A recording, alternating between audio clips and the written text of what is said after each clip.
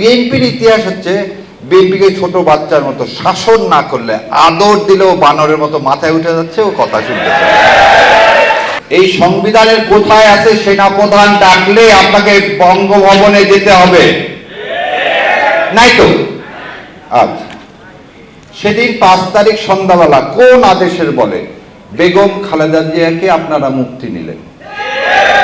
আপনার আইনমন্ত্রী বললেন কি যে আদেশ হয়নি 74 সালের পর। তাহলে এই যে বললো মিথ্যা মিথ্যা না, এই অসত্য দিয়ে জাতিকে ঘুম পাড়ায় রাখা যাবে না। তার চেয়ে বিভৎস, এখানে মাহমুদুর রহমান ভাই আছে, উনি বিদেশ থেকে এসে উনি যেহেতু ফিজিউটিভ উনি জেলে গেছেন, তারপর আপিল করছেন, জামিন নিছেন, বেরো এসছেন। ডক্টর জোবেদা এবং ডক্টর তারেক বলবো না প্রধানমন্ত্রী তারেক বলবো? আচ্ছা, প্রধানমন্ত্রী তারেক বলবো। প্রধানমন্ত্রী তারেক রহমান কোন দিন জেলে গেলেন? ওনারা তো ফিজিউটিভ।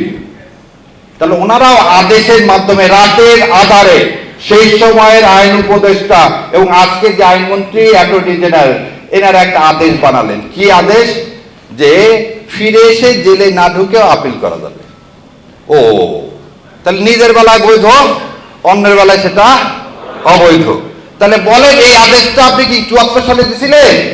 জামাতে ইসলাম যেটা 12 বছর আগে বোঝে, সারা বাংলাদেশের মানুষ বোঝে সেটা 12 বছর পর। 1984 সালে অধ্যাপক গোলাম আজম সাহেব এই তত্ত্বাবধায়ক ব্যবস্থার কথা বলছিলেন এবং বলেছিলেন কোন সরকারের আন্ডারে যদি নির্বাচন করা হয় সেই নির্বাচন কোনোদিন ফেয়ার হতে পারে না, সেই জন্য নির্দলীয় তত্ত্বাবধায়ক ব্যবস্থা বাস্তবায়ন করতে হবে। এই বিএনপি 91 সালে বলছিল তত্ত্বাবধায়ক ব্যবস্থা খায় না মাখে, এবং 91 থেকে 95 সাল পর্যন্ত তারা এই তত্ত্বাবধায়ক বিল সংসদে তোলেনি। যখন আবার মার লাগালেন, বলে না দুষ্টের দমন, তো দুষ্ট যে তাকে তো দমন করতে হয়, সেই জন্য যখন আন্দোলন করা হলো তখন রাতের আধারে তারা তখন তত্ত্বাবধায়ক সরকার ব্যবস্থা ওই বিল এনে বাস্তবায়ন করে ভোটে হেরে গেলেন। তার মানে বিএনপির ইতিহাস হচ্ছে বিএনপিকে ছোট বাচ্চার মতো শাসন না করলে আদর দিলেও বানরের মতো মাথায় উঠে যাচ্ছে ও কথা শুনতে চায়। একটা অনুষ্ঠানে দেখলাম আমার ভাই শিশির মনির এবং আমার আর এক ব্যারিস্টার ভাই, তারা স্বরাষ্ট্রমন্ত্রী ও আইনমন্ত্রীকে প্রশ্ন করছিলেন যে চলেন সংসদের যে কোনো জায়গায় ডিবেট করেন। আজকে আমি ডিবেট না, আজকে আপনাদের মাধ্যমে সারা দেশের কাছে প্রশ্ন রেখে যাচ্ছি।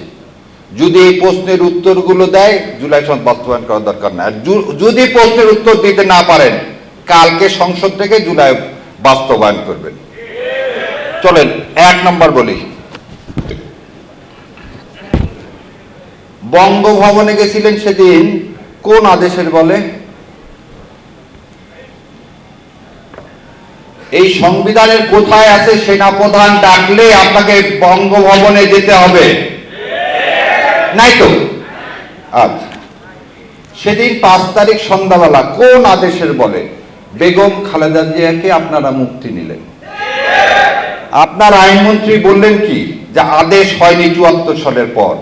তাহলে এই যে বললো মিথ্যা মিথ্যা না, এই অসত্য দিয়ে জাতিকে ঘুম পাড়ায় রাখা যাবে না। তার চেয়ে বিভৎস, এখানে মাহমুদুর রহমান ভাই আছে, উনি বিদেশ থেকে এসে উনি যেহেতু ফিজিউটিভ উনি জেলে গেছেন, তারপর আপিল করছেন, জামিন নিছেন, বেরো এসছেন। ডক্টর জোবেদা এবং ডক্টর তারেক বলবো না প্রধানমন্ত্রী তারেক বলবো? আচ্ছা, প্রধানমন্ত্রী তারেক বলবো। প্রধানমন্ত্রী তারেক রহমান কোন দিন জেলে গেলেন? ওনারা তো ফিজিউটিভ। তাহলে ওনারাও আদেশের মাধ্যমে রাতের আধারে সেই সময়ের আইন উপদেষ্টা এবং আজকে যে আইনমন্ত্রী অ্যাটর্নি জেনারেল এনারা একটা আদেশ বানালেন। কি আদেশ? যে ফিরে এসে জেলে না ঢুকেও আপিল করা যাবে। ও, তাহলে নিজের বেলায় বৈধ, অন্যের বেলায় সেটা অবৈধ। তাহলে বলেন এই আদেশটা আপনি কি 74 সালে দিয়েছিলেন না 2024 সালে দিলেন? আচ্ছা, এবার আসেন, আপনি অ্যাটর্নি জেনারেল অ্যাপয়েন্টমেন্ট হলেন 7 তারিখ, ওই দিন তো কোনো সরকার নাই। কোন আদেশ বলে আপনি অ্যাপয়েন্টমেন্ট হলেন? এই সংবিধানে আছে প্রধানমন্ত্রী এবং চিফ জাস্টিস ছাড়া আর কোনো কিছুই রাষ্ট্রপতি করতে পারবে না। দুইজনকে নিয়োগ দিতে পারবে, প্রধানমন্ত্রী এবং প্রধান বিচারপতিকে। এই দুইজন ছাড়া আর কাউকে আপনি নিয়োগ দিতে পারেন না। তাহলে আপনি অ্যাটর্নি জেনারেল মানে আজকের আইনমন্ত্রী, সেদিন তো কোনো সরকারও নাই 7 তারিখে, আপনাকে কে নিয়োগ দিল? তাহলে আপনার নিয়োগ অবৈধ, আপনার নিয়োগ অবৈধ। এই রায়টার নাম হচ্ছে মুন সিনেমা হল রায়। এটা বলা হয় 5th অ্যামেন্ডমেন্ট কেস। এই 5th অ্যামেন্ডমেন্ট কেসে বলছে কনস্টিটিউশনের বাইরে যে কোনো সরকার অবৈধ। তবে আপনি তো কনস্টিটিউশন করতেছেন, এই জাজমেন্ট এখনো বহাল আছে। বহাল আছে মানে এইটা এখনো অ্যাপিলেট ডিভিশন বাতিল করেনি। তাহলে ইউনিট সরকার অবৈধ, আপনার ভোট অবৈধ, আপনার এই সরকার অবৈধ। একদিকে তো যেতে হবে না, হয় সংবিধান মানবো না হলে মানবো না। হয় সংবিধান না মানলে কি মানবো? বিপ্লবকে মানবো। আপনি বলতেছেন জুলাইকে মানি না। জুলাই মানে কি? বিপ্লব। জুলাই মানে কি? বিপ্লব না? তাহলে হয় বিপ্লব মানবেন নাহলে কনস্টিটিউশন মানবেন। কনস্টিটিউশন মানলে আপনি অবৈধ, আর বিপ্লব মানলে আপনি বৈধ। কোন দিকে যাবেন আপনাকে সিদ্ধান্ত নিতে হবে। তারপরে এইটা করার জন্য 72 দিন চা মিষ্টি খাইলেন।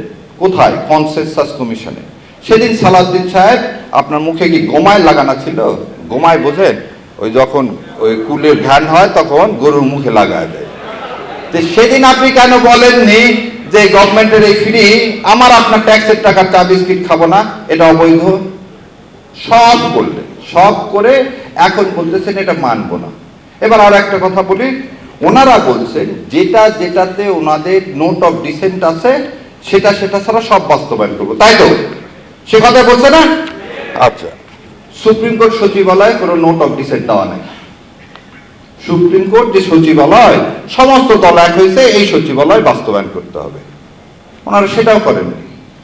খালি তাই শোনেন, এইটার নাম হচ্ছে সংসদীয় কার্য বিবরণী। তারাই কার্যকরী কমিটিতে যা যা সিদ্ধান্ত নিছে সেইটাই ওই প্রণালীতে এটা কি করছে, তারা এগ্রি করছে। কি এগ্রি করছে দাঁড়ান পরে নাই।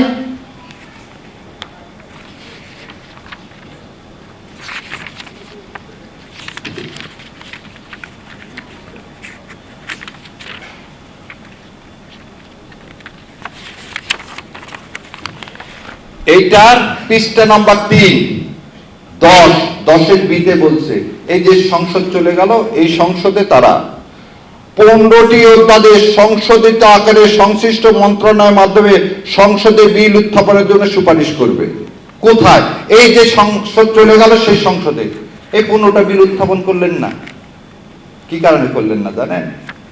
এইটা উত্থাপন করলে এস আলমকে আর ব্যাংকগুলো দেওয়া যাচ্ছে না। তাহলে আপনি আপনার কার্যপ্রণালী মানতেছেন না, আপনি জুলাই সনদ মানতেছেন না, আপনি গণভোট মানতেছেন না। তাহলে আপনি মানবেনটা কি? সবার আগে বিএনপি, সবার আগে বাংলাদেশ না, সবার আগে বিএনপি। আর সবার আগে বিএনপি মানে বিএনপি না, সবার আগে হচ্ছে যে আমাকে ক্ষমতায় আনছে।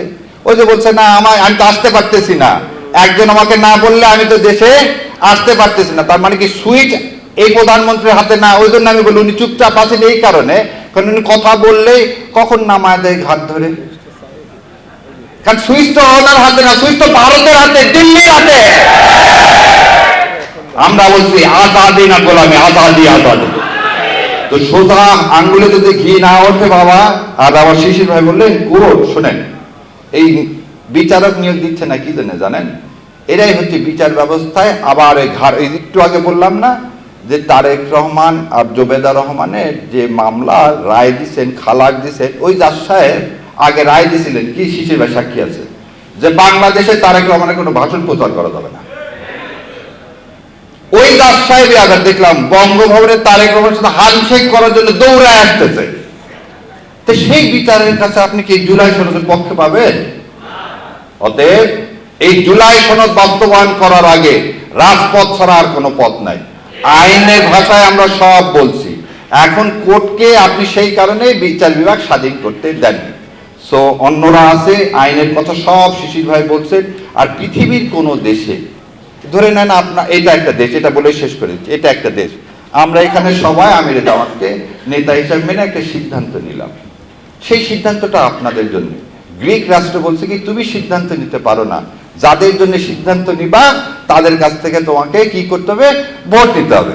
না আমরা তো এখানে সংখ্যাগরিষ্ঠ আমাদের এই যে 11 দলের মধ্যে, কিন্তু আমরা কি সারা দেশের সংখ্যাগরিষ্ঠ না, সেই জন্য আপনাদের কাছ থেকে নিলাম। তাহলে 70% মানুষের ভোট বেশি না 51% ভোট বেশি? 70%। এই সহজ পাটিগণিত যাই বোঝে না তার হাতে আপনি রাষ্ট্র ক্ষমতা দিয়েছেন, আপনার তো এই সর্বনাশ হবেই। ধন্যবাদ আপনাদেরকে। আল্লাহ হাফেজ। আসসালামু আলাইকুম রহমতুল্লাহ।